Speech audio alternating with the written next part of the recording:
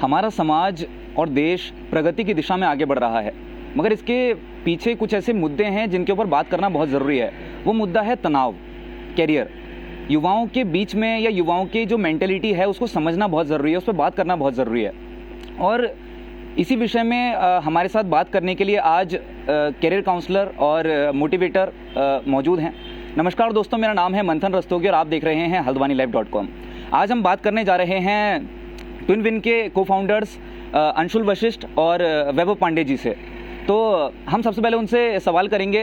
वैभव जी, अंशुल जी, आपका पहले तो बहुत बहुत स्वागत करता हूं मैं हल्द्वानीलाइव.com पर। और सबसे पहले मैं जानना चाहता हूं कि ट्विन विन की जो शुरुआत हुई, कब शुरुआत हुई, कैसे शुरुआत हुई, और जो युवाओं के लिए जो आपने एक स्टार्टअप ये जो था, या फिर जो लोगों की कैरियर एक गाइड बन के आए, आप लोग मोटिवेटर बन के आए, मतलब ये कैसे स्टार्टिंग हुई या क्या मतलब इसके पीछे की जो मीनिंग थी वो क्या था? बिल्कुल, तो 2012 में ये कंसेप्ट आया और मैं, वैभव, अंशुल मेरे फ्रेंड और मयंक मेरे तीसरे पार्टनर, हम लोग उस समय इंजीनियरिंग की पढ़ाई पूरी कर रहे थे और हमने सोचा कि कौन सी ऐसी स्किल्स हैं जो कहीं ना कहीं हमारे छोटे शहरों के बच्चों में रह जाती हैं, जिसकी वजह से वो बड़े शहर में अपने आप को अकेला महसूस करते हैं। तब हमें लगा कि अच्छी करियर गाइडेंस, अच्छे से अंग्रेजी और हिंदी में बात कर पाना, अच्छी पर्सनालिटी और इंटरव्यूज़ को निकाल पाना, शायद ये कुछ ऐसे एरियाज़ हैं पर्सनालिटी डेवलपमेंट जिसकी वजह से हमारे बच्चे पीछे रह जाते हैं। और फिर मुझे वो लाइन हमेशा मैं उसको रिपीट करता रहता था कि शहर छोटे बड़े होते हैं, लोग छोटे बड़े नहीं होते। तो अगर हमें वो डिफरेंस मिटाना है और बैंगलोर, दिल्ली, न्यूयॉर्क जैसा कुछ अपने हल्द्वानी के लिए करना है तो किसी को शुरुआत करनी होगी।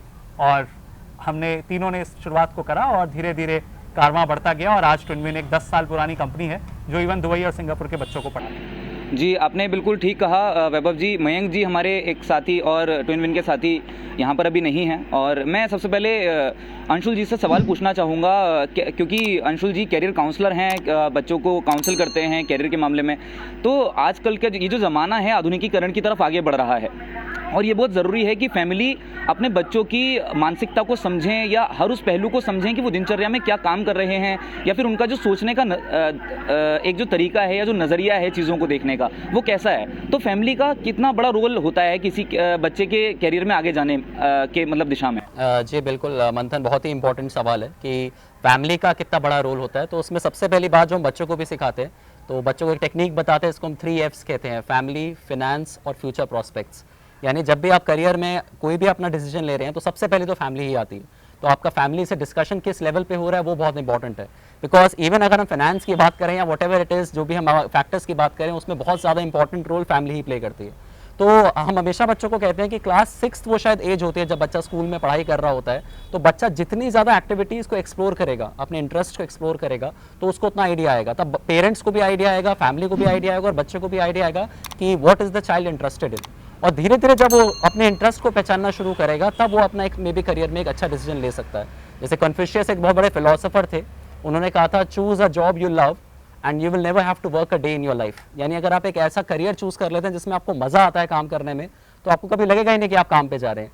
और वही शायद हमने भी किया, वैभव, मयंक और मैंने, हमने यही डिसाइड किया था आफ्टर इंजीनियरिंग कि एक ऐसी चीज़ चूज़ करें जिसमें हमें मज़ा आता है। तो मेरी वही सजेशन बच्चों के लिए और फैमिली के लिए भी रहेगा, पेरेंट्स के लिए भी रहेगा स्पेशली, कि बच्चे के इंटरेस्ट को पहचाने और उसके पोटेंशियल को पहचाने और उसके हिसाब से बेसिकली करियर डिसाइड आप अगर आसपास देखें तो ऐसे ही कई एग्जाम्पल आपके आसपास होते हैं। हल्द्वानी लाइव की टीम देख लीजिए, युवाओं की टीम है।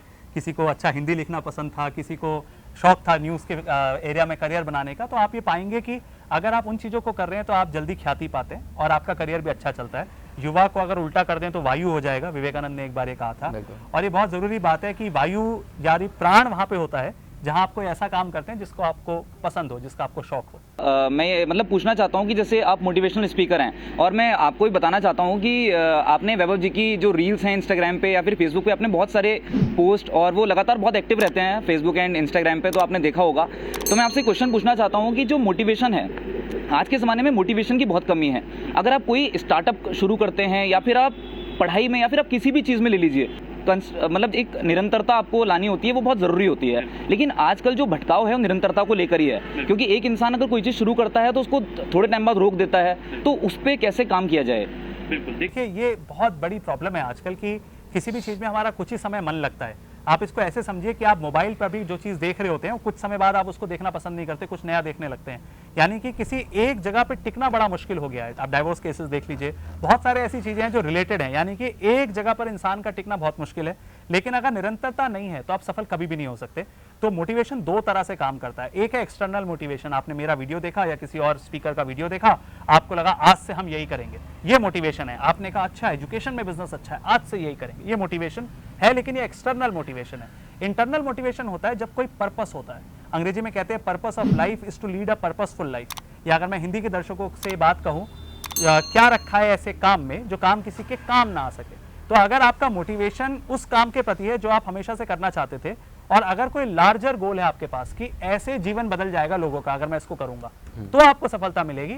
अगर आपको कहीं से देख के लग रहा है कि ऐसा कुछ हो जाता, तो वो तो फिर वो मन रोज बदलेगा। आपका फेवरेट हीरो भी आजकल रोज बदलता है, कुछ इसी तरह से है। बिल्कुल, तो निरंतरता एक बहुत ज़रूरी चीज़ है। इसके बाद मैं अंशुल जी के पास जाता हूँ। अंशुल जी, मुझे आपसे ये पूछना है कि जैसे आजकल बच्चों के ऊपर प्रेशर डाला जाता है, या फिर प्रेशर नहीं कहेंगे उसको, लेकिन घर वालों को भी कहीं ना कहीं टेंशन होती है अपने बच्चों की कि यार क्या करेगा ये, या फिर क्या नहीं करेगा, गलत दिशा में जा रहा है, या फिर क्या कर रहा है, स्कूल से आके खेल रहा है, क्या नहीं कर रहा है। तमाम तरह के सवाल होते हैं जहन में माँ बाप के या फिर जो गार्जियंस होते हैं। तो क्या वो उम्र होती है या फिर क्या वो क्लास होती है कि जब माँ बाप को ऐसा वाकई में ऐसा सोचने लग जाना चाहिए कि हाँ यार अब ये टाइम है कि अब मुझे अपने बच्चे को फोर्स करना है, फिर बोलना है कि हाँ भाई अब तो अपने कैरियर चूज कर।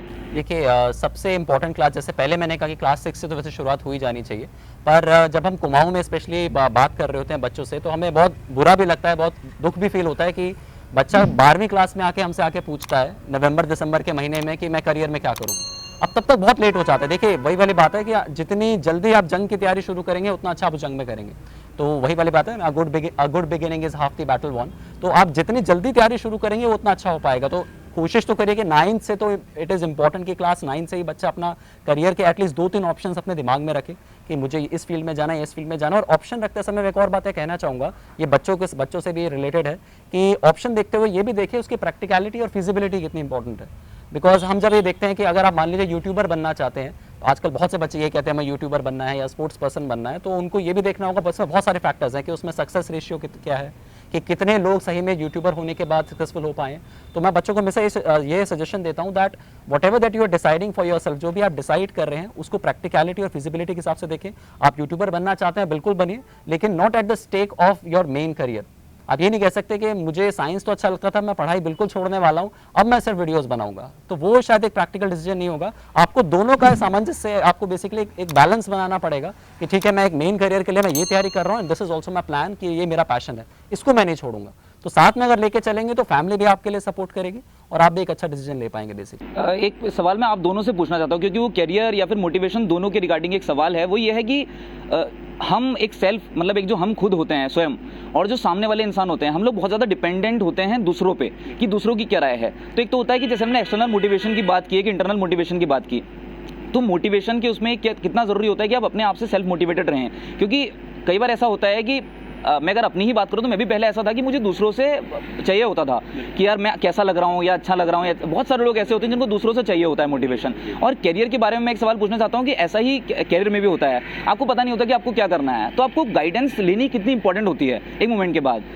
ज़रूरी नहीं है कि आप 9th-10th कर लिया आपने, उसके बाद आपको लाइफ में हर मोमेंट पे गाइडेंस की ज़रूरत पड़ती है। करियर आपको कभी बनाएंगे तो आपको गाइडेंस की ज़रूरत पड़ती है। तो दोनों से आप एक बार बारी बारी इसके बारे में जवाब देंगे। तो अगर मैं इसको ऐसे समझूं कि देखिए कोच है, एक लाइफ कोच तो आपको हमेशा चाहिए। बड़े बड़े क्रिकेटर्स, बड़े बड़े फिल्म स्टार्स के आजकल लाइफ कोच होते हैं, तो वो तो एक मुकाम पे होते हैं, बट फिर भी एक अच्छा कोच या अच्छा गुरु, जिसको एक बार सदगुरु ने कहा था कि गुरु पोजिशनिंग सिस्टम हो जाता है जीपीएस आजकल। तो जैसे जीपीएस रास्ता दिखाता है वैसे ही गुरु रास्ता दिखाते हैं। लेकिन आप हमेशा अगर बाहर से गवर्न होंगे ना, तो कहते हैं दुनिया का सबसे बड़ा रोग हाय क्या कहेंगे लोग। तो लोग क्या कहेंगे उस पर अगर आप चलेंगे तो कुछ भी नया या नवीन नहीं कर पाएंगे, क्योंकि जब भी आप कुछ नया करेंगे तो लोग कहेंगे कि ये तो दुनिया में पहले हुआ नहीं है, तो आप सक्सेसफुल नहीं होंगे। एक संस्कृत में बड़ी अच्छी लाइन होती है, सर्वे गुणा कांचनम आश्रयन्ति, जिसका मतलब है सारे गुण सोने में अटके हुए हैं। मतलब जो सक्सेसफुल हैं वो बहुत गुणवान हैं, चढ़ते सूरज को सब सलाम करते हैं। तो आप उस दिन का वेट करिए जब आप सक्सेसफुल होंगे। जैसे ही आप सक्सेसफुल होंगे आपके सारे रिश्तेदार और दोस्त बोलेंगे कि हमेशा से आप यही करने के लिए बने थे। तो सक्सेस के साथ नाम, रिलेटिव्स, फ्रेंड्स अपने आप जुड़ जाएंगे। आप बस ध्यान लगाइए सक्सेसफुल होने में। अगर आप सक्सेसफुल होते हैं तो सारे फैक्टर आपके फेवर में है, और अगर आप अनसक्सेसफुल होते हैं तो जो लोग अभी फेवर में है वो भी कल विरोध में होंगे।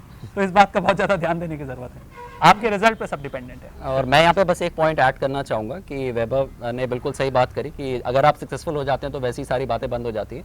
पर उसके साथ ये भी एक चीज़ देखने वाली है कि जब आपने बोला कि हम लोग वैलिडेशन मांगते हैं लोगों से कि मैं कैसा दिख रहा हूँ या मैं कैसा कर रहा हूँ, तो उसमें एक चीज़ हमें ध्यान करने वाली है कि साइकोलॉजी में एक थ्योरी आती है जिसको कहते हैं लेकेनियन थ्योरी।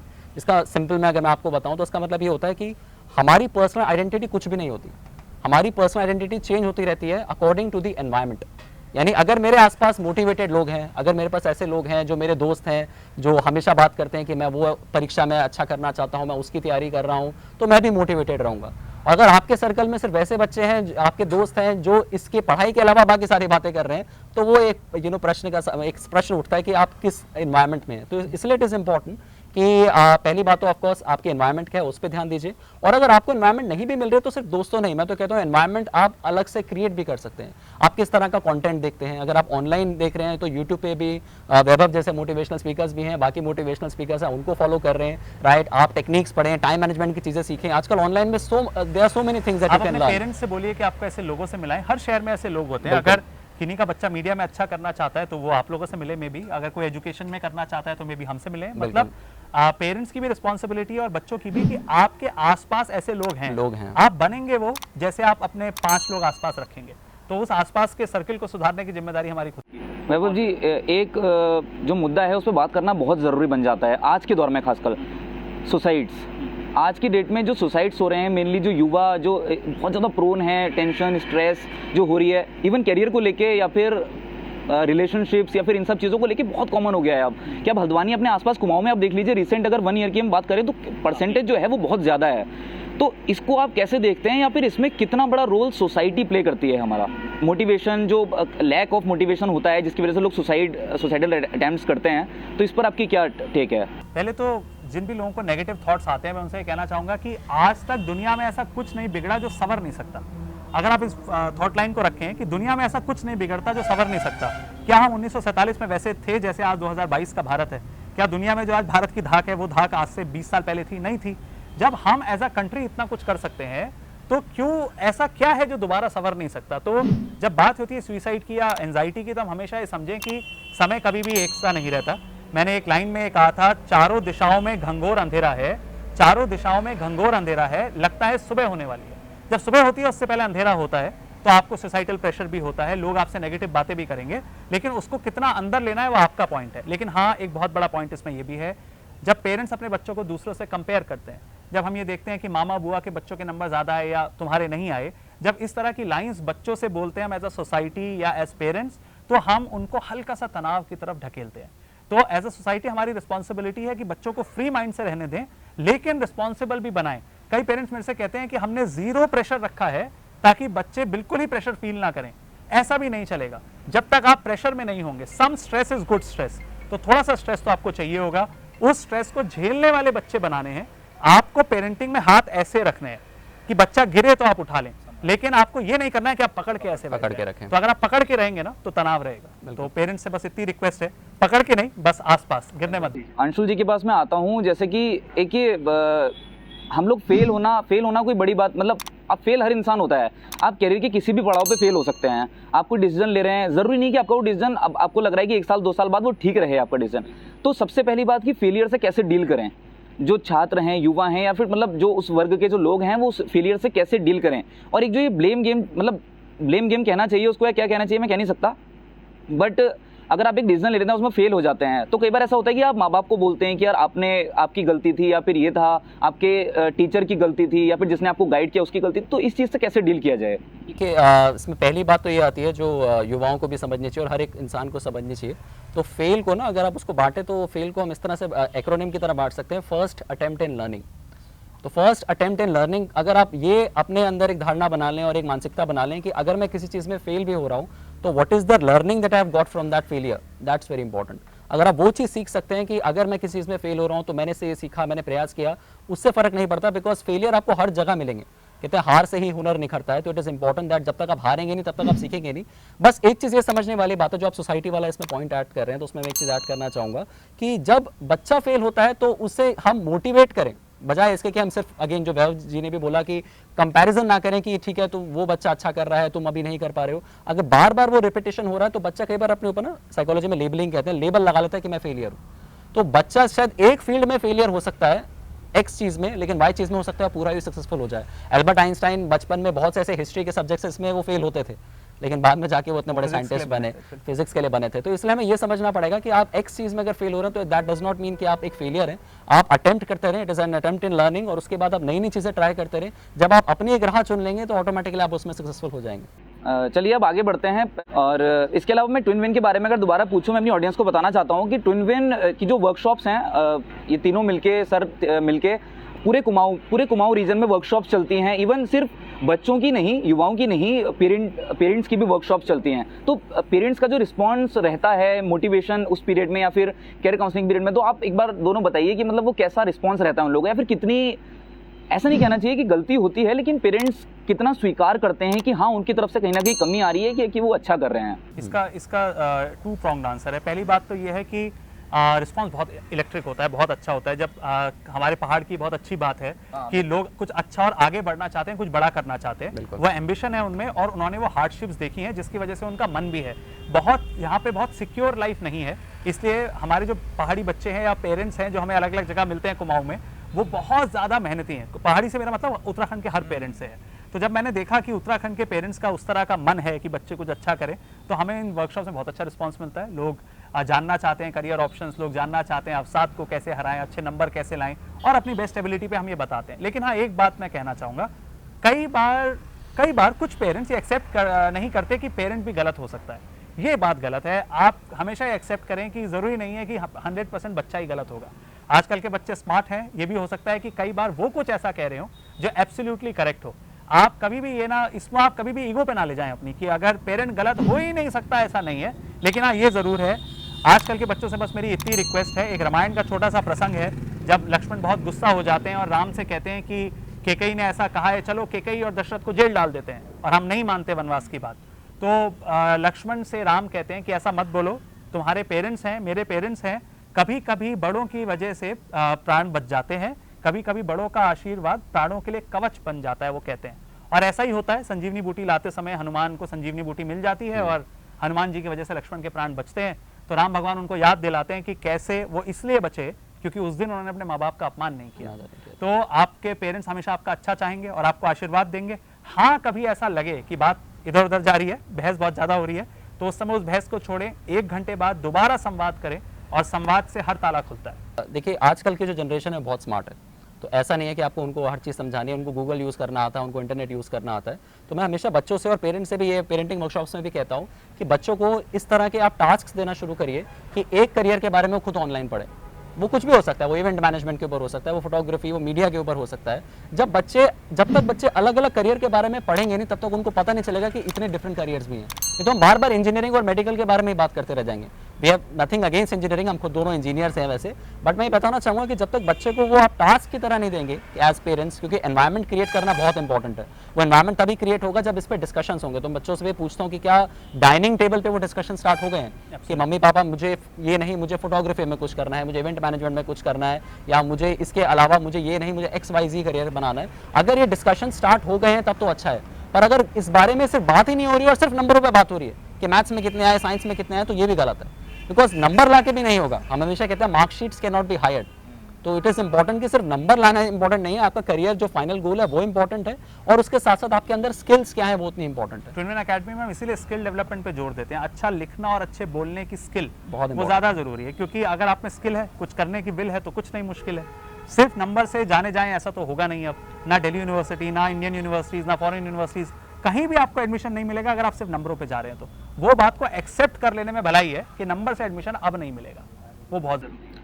इससे पहले कि मैं अपने कुछ साथियों से उनके एक आध सवाल पूछूं, मैं आपसे पूछना चाहता हूं कि ट्विन विन का जो आगे आने का जो मतलब गोल्स हैं वो क्या है? मतलब किस तरीके से पहाड़ों में, हमारे दूरस्थ इलाकों में कैसे मतलब जाना चाहते हैं? फिर ऐसा कोई प्लान है, या फिर आप मतलब किस तरीके से आप लोग आगे कोविड ने हमें एक बात सिखाई कि ऑनलाइन एजुकेशन के थ्रू आप पिथौरागढ़ से लेके, पंजाब से लेके विदेश तक पढ़ा सकते हैं, दुबई सिंगापुर तक पढ़ा सकते हैं। हमने कोविड के बाद उस लेसन को हम नहीं भूलें। इस साल का हमारा मेन टारगेट यही था कि हमारे ऑनलाइन कोर्सेज स्ट्रांग हो, और मैं बहुत गर्व से कह सकता हूं कि इस समय हमारे ऑनलाइन कोर्सेज लगभग 16 शहरों में इंडिया के अच्छा कर रहे हैं, और 2 देशों में और भी हैं भारत के अलावा। तो ऑनलाइन कोर्सेज का हम कुमाऊं में लेके जाना चाहते हैं, क्योंकि कुमाऊं में हर जगह सेंटर्स नहीं है। आप कुमाऊं में हर जगह पर्सनैलिटी डेवलपमेंट सेंटर्स गांव में नहीं दिखेंगे, या आप कोचिंग सेंटर्स गांव में नहीं देखेंगे। तो उस तरह की तैयारी दिल्ली यूनिवर्सिटी की, फॉरेन एजुकेशन की, इंडियन यूनिवर्सिटीज़ की हम ऑनलाइन बच्चों को करा रहे, जिसमें बागेश्वर, पिथौरागढ़, अल्मोड़ा के बहुत बच्चे हमारे साथ हैं। तो ये देख के बहुत अच्छा लगता है कि उत्तराखंड के आगे बढ़ने का जो ज़ील है वो बहुत डिफरेंट है, और पहाड़ के जो लोग हैं वो पूरी दुनिया में नाम कमा रहे हैं, और हम चाहेंगे उसमें छोटा बहुत योगदान हम हर साल देते रहें। तो ट्विन का ये छोटा सा योगदान यही है कि हमारा पहाड़ अच्छा करे। जब आप कोई बड़ी जर्नी में होते हैं ना, या फिर महाभारत जैसी जब लड़ाई होती है, तो आपको पता है कि कैसे एक बार अर्जुन को भी ये डाउट आया था, लेकिन हम अर्जुन को इसलिए याद रखते हैं क्योंकि उनकी मछली की आंख को देखने की आदत थी। तो मैं यही रिक्वेस्ट करना चाहूँगा कि आप हमेशा जिस रास्ते पे आए हैं उसको निरंतरता आगे बढ़ते रहिए। आप अच्छा काम कर रहे हैं, वो आपको अंदर फील होता होगा। जब आप किसी ऐसे बंदे की स्टोरी बाहर लाते हैं जिसको आज तक कभी शायद मीडिया ने लाइमलाइट नहीं दिया, तो आप ये देखते होंगे कि आपके चेहरे में और उसके चेहरे में एक अलग तरह की स्माइल होती होगी। तो वो जो सक्सेस का रेट है ना, हमें वो भी कैलकुलेट करना पड़ेगा। मैं बार बार ये बात कहता हूँ कि पैसे खाए नहीं जा सकते हैं।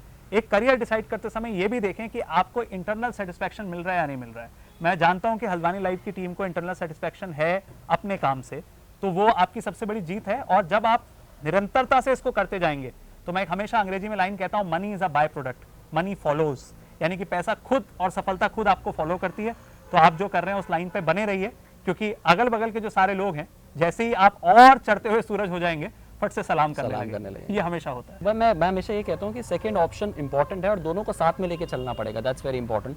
तो कई बच्चे ऐसे होते हैं जो गाने में बहुत अच्छे होते हैं, डांसर्स बड़े अच्छे होते हैं, तो मैं उनको हमेशा ये कहता हूँ कि अगर आपको उस चीज़ को करियर की तरफ परस्यू करना है और फैमिली से शायद वो डिस्कशन हो के वो रिजल्ट नहीं आ पा रहा है, वो आपको सपोर्ट नहीं कर रहे हैं, तो मे बी आप ये चूज़ करिए कि मैं शायद दिल्ली या मुंबई की बेस्ट कॉलेज से जो मेरा जिसमें इंटरेस्ट है मैं वो सब्जेक्ट पढ़ने चला जाता हूँ। वो कुछ भी हो सकता है, जरूरी नहीं इंजीनियरिंग पढ़नी है, आप इंग्लिश ऑनर्स कर सकते हैं, आप हिंदी में कोई डिग्री कर सकते हैं। पर दिन तक अगर मैं कॉलेज कर रहा हूँ तो शाम में वहाँ की जो बेस्ट अकेडमी है मैं उसको ज्वाइन करूँ। वहाँ पर मेरे पास अपॉर्चुनिटी है परफॉर्म करने की, सीखने की, लर्न करने की, आउटग्रो करने की। अगर मैं वहाँ पर अच्छा कर रहा हूँ, अगर मैं वहाँ पे अच्छा करूँगा, अगर मैं अच्छा क्रिकेटर बनता हूँ या अच्छा म्यूजिशियन होता हूँ और वहाँ पे मुझे अगर अच्छे प्लेटफॉर्म मिलते हैं, तो automatically that might become my main stream career. तो ऐसा नहीं है कि आपको करियर को छोड़ना है, बट आप दोनों चीज़ें साथ में लेके चल सकते हैं। सो वो balance banana again that is very important. और एक बात मैं बस लास्ट टाइम कहना चाहूँगा, जीवन दूसरा मौका हमेशा देता है। तो हमेशा ये बात याद रखी जाए कि जो भी अभी करियर में दिक्कतें हैं, उस पर एक सेकंड चांस जरूर मिलेगा। उस सेकंड चांस का वेट करना बहुत इंपॉर्टेंट है। आपको शायद पता नहीं, मैं बता देना चाहता हूँ, if I am not wrong, मेरे साथ दोनों इंजीनियर्स बैठे हुए हैं। तो आपका कैरियर किस तरफ जाने वाला है ये आपके ऊपर डिपेंड करता है। इंजीनियरिंग करने के बाद भी अंशुल जी और वैभव जी, अगर मैं गलत नहीं हूँ तो आप दोनों ने जॉब ना करके पूरे मतलब जो हमारे युवा हैं या फिर जो हमारे छात्र हैं, पेरेंट्स हैं, उन लोगों को कहीं ना कहीं गाइड करना ठीक समझा, बेहतर समझा। और ये कहीं ना कहीं एक बहुत हमारे लिए अच्छी बात है कि हमारे पास आप जैसे लोग हैं जो देश की प्रगति में अपना कहीं ना कहीं योगदान दे रहे हैं। तो सबसे पहले मैं आप दोनों का शुक्रिया अदा करना चाहूँगा कि इनफैक्ट मयंक जी का, अंशुल जी का, वैभव जी का, तीनों का मैं शुक्रिया अदा करना चाहूँगा। और मेरी उम्मीद है हल्द्वानी लैब की टीम की तरफ से मैं आपको शुभकामनाएं देता हूँ कि आपका जो ट्विन संस्था है वो कुमाऊं ही नहीं पूरे देश में युवाओं को कहीं ना कहीं प्रोत्साहित करे, मोटिवेट करे, करियर में काउंसलिंग करे। और समाज में, जैसे कि मैंने स्टार्टिंग में बोला था कि आधुनिकता की तरफ देश हमारा आगे बढ़ रहा है, और उसमें बहुत इंपॉर्टेंट है कि अपने कैरियर को और अपनी जो हमारी जो मोटिवेशन है, सेल्फ मोटिवेशन, उसको हम बहुत ध्यान से रखें, देखें ध्यान से इस चीज़ की, मतलब अपनी जो ख्याल है हम बहुत अच्छे से रखें उसका, क्योंकि मानसिक तौर पर अपना ख्याल रखना बहुत ज़रूरी है। मानसिक सेहत बहुत ज़रूरी है, जितना ज़्यादा शारीरिक स्वास्थ्य ज़रूरी है उतनी ही मानसिकता की हमारी जो स्वास्थ्य है वो बहुत ज़्यादा ज़रूरी है।